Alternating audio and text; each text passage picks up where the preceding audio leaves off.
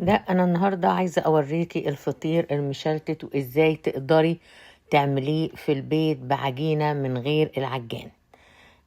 طريقته سهله جدا بكل بساطه. اهم حاجه انك انت بتفرديه الاول، بتقطعيه طبعا.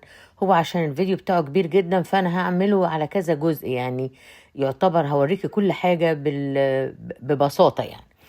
طبعا احنا بندهن الرخامة الاول، وبعدين احنا عاملين العجين ده عبارة عن كور.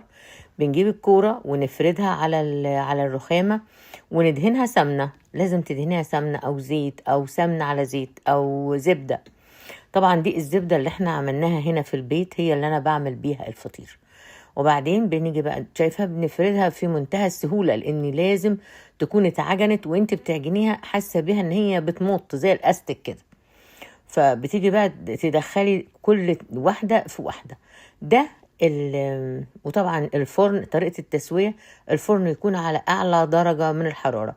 دول 5 كوبايات دقيق. وعشان تبقي عارفة العجين بتاع الفطير المشلتت بيبقى بدقيق ومية وملح وسكر بس، ما بنحطلوش خميرة ولا أي حاجة. دول 5 كوبايات دقيق عملوا 3 فطيرة حلوين. وبعدين حطيت لهم نص معلقة ملح ومعلقة سكر. وجبت المية بتاعتي وبدأت أزود بالمية.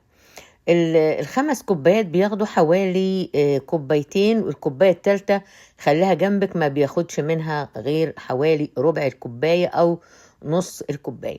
بتقلبي الأول بالمعلقة لغاية ما المية والدقيق يختلطوا ببعض، وبعدين بتستخدمي ايدك وتعجني. هتلاقي العجينة لا لسه بتتقطع معاكي. معنى انها بتتقطع يعني لسه عايزة تتخدم شوية. بس انا مش قادرة اعجن تاني ومتعبة، هروح اغطيها واركنها شوية. اركنها مثلا 10-15 دقيقة بالكتير، واغطيها طبعا الاول. وبعدين اجيبها وادهن ايدي زيت طبعا لانها بتلزق، وافضل اعجن فيها وهقولك بتعجني ازاي.